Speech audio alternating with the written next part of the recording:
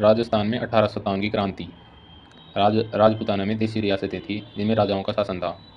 राजाओं ने मराठों व पिंडारियों की लूटपाट से बचने हेतु ईस्ट इंडिया कंपनी के साथ संधियाँ की। अंग्रेजों ने सर्वप्रथम लॉर्ड वेलिस्ली के नेतृत्व में संधियाँ शुरू की थी। अंग्रेजों ने निम्न दो प्रकार की संधियाँ की थी। पहली है साइक संधि। साइक संधि की शुरुआत 1798 ईस्वी में हुई। साइक संधि का जनक लॉर्ड वेलिस्ली को माना जाता है। लॉर्ड वेलिस्ली का भारत में कार्यकाल है 1798 से 1805 तक। भारत में सर्वप्रथम साइक संधि 1798 ईस्वी में हैदराबाद रियासत के राजा निजाम अली ने की थी। 1803 में राजपूताना में तीन रियासतों ने ईस्ट इंडिया कंपनी के साथ साइक संधियाँ की थी। 29 सितंबर 1803 में भरतपुर रियासत के राजा महाराजा रणजीत सिंह ने संधि की। 14 नवंबर 1803 में अलवर महाराजा बख्तावर सिंह ने ईस्ट इंडिया कंपनी के साथ साइक संधि की। 12 दिसंबर 1803 में जयपुर रियासत के राजा सवाई जगत सिंह सेकंड ने ईस्ट इंडिया कंपनी के साथ साइक संधियाँ की। राजस्थान में साइक संधियाँ सिर्फ 3 रियासतों ने की थी, भरतपुर, अलवर, जयपुर। भरतपुर के राजा रणजीत सिंह, अलवर महाराजा बख्तावर सिंह, जयपुर राजा सवाई जगत सिंह सेकंड। 1805 में जॉर्ज बार्लो गवर्नर जनरल बनकर आया। इसने जयपुर की साइक संधि रद्द कर दिया था।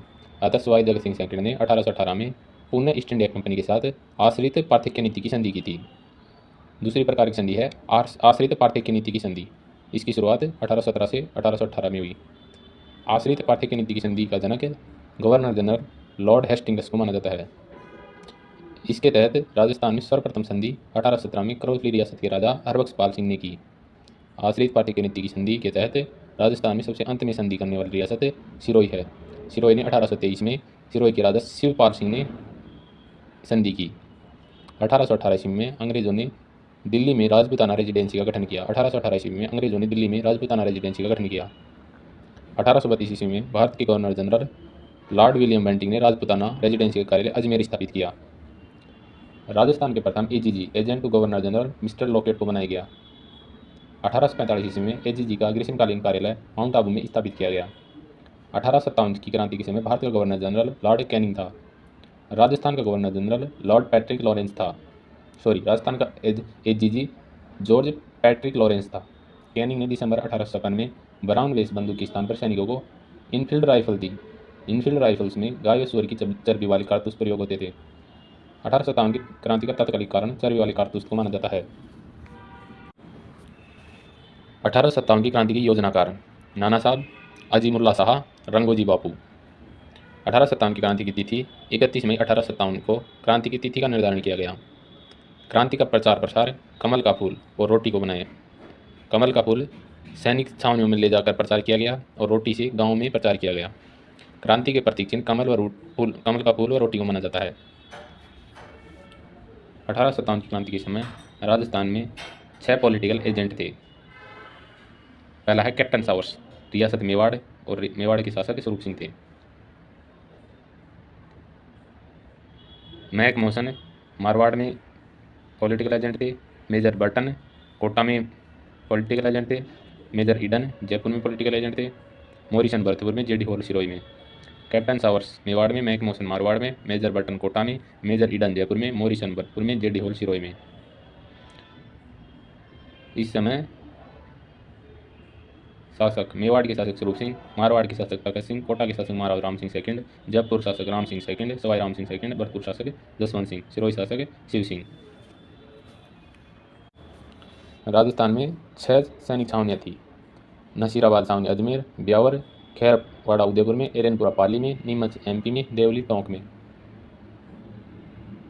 क्रांति के समय राजस्थान में 6 सैनिक छावनियाँ थी। पहली है नसीराबाद। नसीराबाद में 30वीं BNI बंगाल नेटिव इन्फेंट्री की टुकड़ी थी। और ब्यावर में मेरवाड़ा बटालियन थी। खैरवाड़ा में मेवाड़ व्हील कोर थी। एरनपुरा में जोधपुर लीजन थी। नीमच में कोटा बटालियन थी और देवली में कोटा कंटिजेंट बटालियन थी। नसीराबाद अजमेर सबसे बड़ी छावनी है, सबसे प्राचीन छावनी है। ब्यावर में विद्रोह नहीं हुआ। खैरवाड़ा उदयपुर में भी विद्रोह नहीं हुआ। एरनपुरा पाली में सर्वाधिक संघर्ष हुआ। नीमच एमपी छावनी मेवाड़ के नियंत्रण में थी। देवली टोंक सबसे छोटी छावनी थी। इन सभी छावनी में सभी सैनिक भारतीय थे। अंग्रेजों ने स्थानीय विद्रोह के दमन हेतु निमन बटालियन स्थापित की। मेरवाड़ा बटालियन का गठन 1822 ईस्वी में किया गया। इसका मुख्यालय बाबर को बनाया गया। शेखावाटी ब्रिगेड का गठन 1834 में किया गया, इसका मुख्यालय झुंझुनू को बनाया गया। जोधपुर लीजन का गठन 1835 में किया गया, इसका मुख्यालय अजमेर को बनाया गया। मेवाड़ बिल कॉपर्स का गठन 1841 में किया गया, इसका मुख्यालय खैरवाड़ा बनाया गया। जोधपुर लीजन को अजमेर से स्थानांतरित करके इसका मुख्यालय बड़गांव सिरोही बनाया गया और 1845 में इसका मुख्यालय एरनपुरा को बना दिया गया था। भारत में क्रांति की शुरुआत। भारत में क्रांति का प्रथम विद्रोह 29 मार्च 1857 को हुआ। स्थान 34वीं नेटिव इन्फेंट्री बैरकपुर छावनी, कलकत्ता। विद्रोही सिपाही मंगल पांडे। मंगल पांडे ने होशंगाबाद अंग्रेज अधिकारियों की हत्या कर दी। मंगल पांडे को 8 अप्रैल 1857 को फांसी दे दी गई। मंगल पांडे बलिया यूपी के निवासी थे। मंगल पांडे क्रांति में फांसी की सजा पाने वाले प्रथम व्यक्ति थे। भारत में क्रांति की शुरुआत 10 मई 1857 को हुई। भारत में क्रांति की शुरुआत मेरठ छावनी से हुई। मेरठ छावनी की सैनिक टुकड़ी 15वीं बंगाल नेटिव इन्फेंट्री और 20वीं बंगाल नेटिव इन्फेंट्री ने विद्रोह की शुरुआत की। 20वीं बंगाल नेटिव इन्फेंट्री के सैनिकों ने 10 मई को मेरठ छावनी में विद्रोह कर छावनी को भंग कर दिया और यहाँ से 11 मई को सैनिक दिल्ली पहुंचे। 12 मई को भारत के अंतिम मुगल बादशाह बहादुर शाह जफर सेकंड ने विद्रोह का नेतृत्व शुरू किया। जफर ने बख्त खां के सहयोग से क्रांतिकारियों का नेतृत्व स्वीकार किया। 20 सितंबर 1857 ईस्वी को दिल्ली विद्रोह का दमन कर दिया गया। बहादुर शाह जफर और उनकी बेगम जिन्नत महल को रंगून निर्वासित कर दिया गया। बहादुर शाह जफर का रंगून में 7 नवंबर 1862 को देहांत हो गया। राजस्थान में 1857 का विद्रोह। पहला है नसीराबाद विद्रोह। नसीराबाद में विद्रोह की शुरुआत 28 मई 1857 को हुई। नसीराबाद में विद्रोह की शुरुआत 28 मई 1857 को हुई। नसीराबाद में विद्रोह करने वाली सैनिक टुकड़ी 30वीं बंगाल नेटिव इन्फेंट्री थी।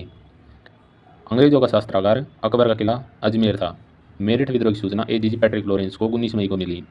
मेरठ से शस्त्रागार की सुरक्षा हेतु 15वीं BNI को भेजी गई।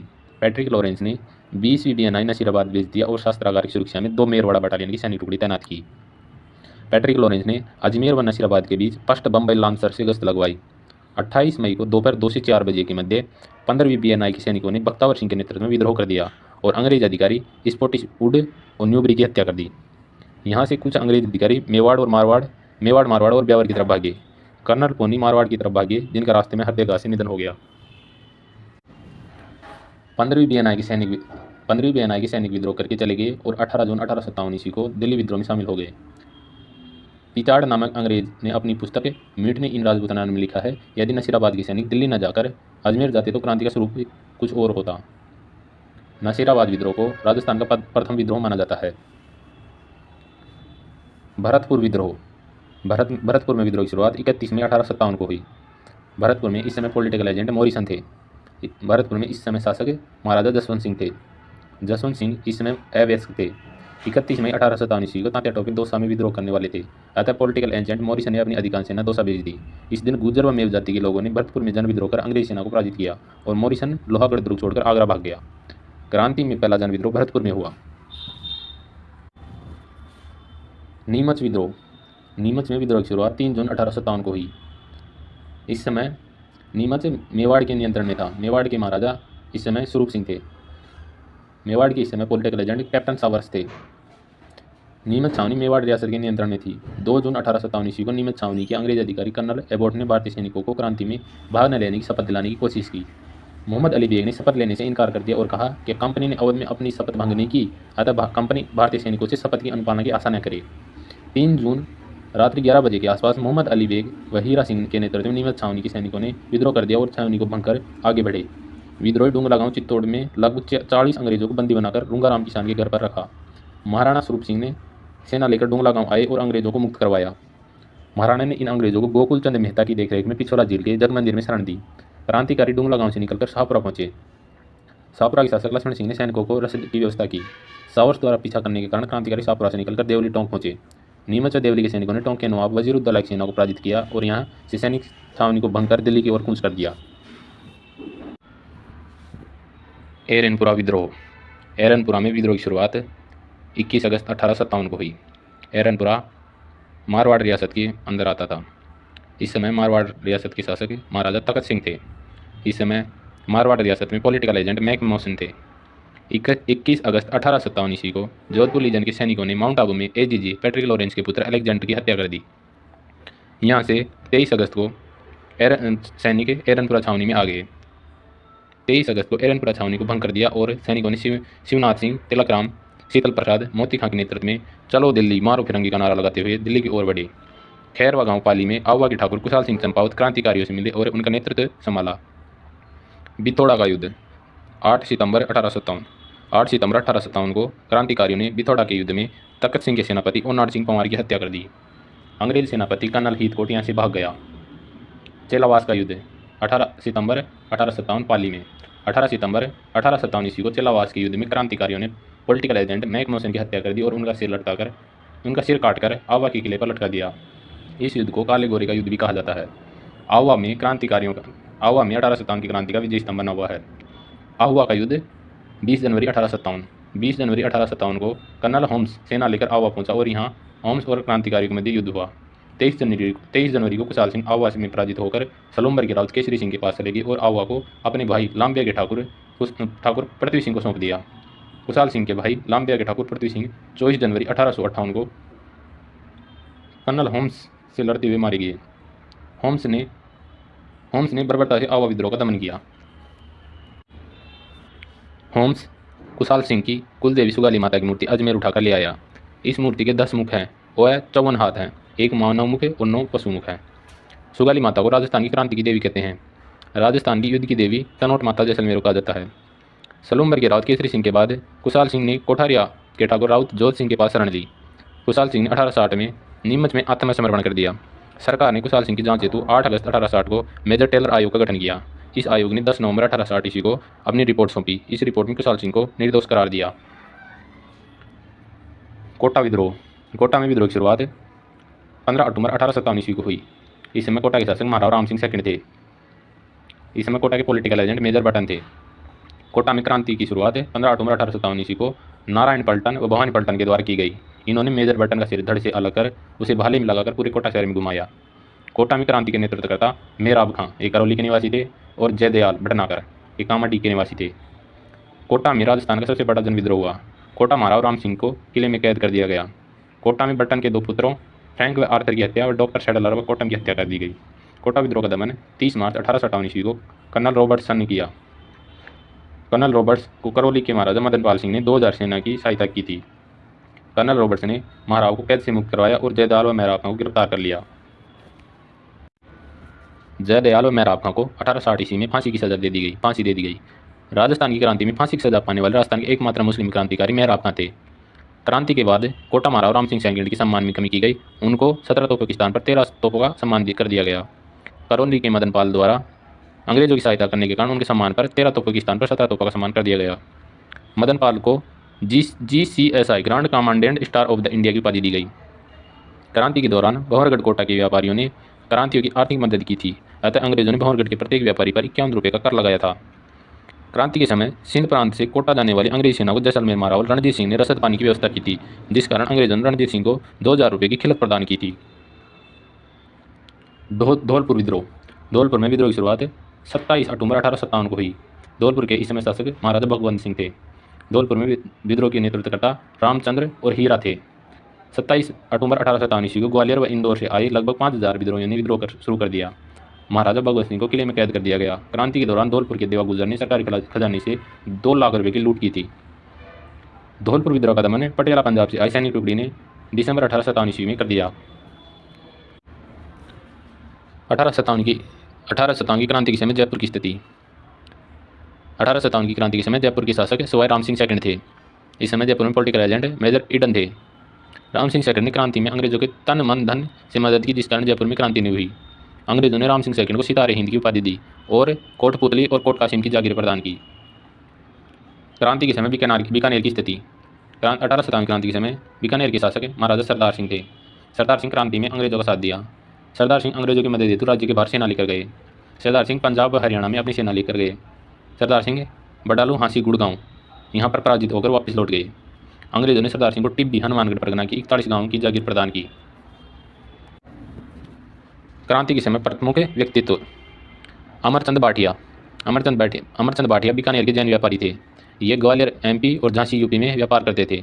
भाटिया जी ने रानी लक्ष्मीबाई की आर्थिक मदद की। भाटिया जी के उपनाम है क्रांति का भामाशाह, राजस्थान का दूसरा भामाशाह, राजस्थान का मंगल पांडे।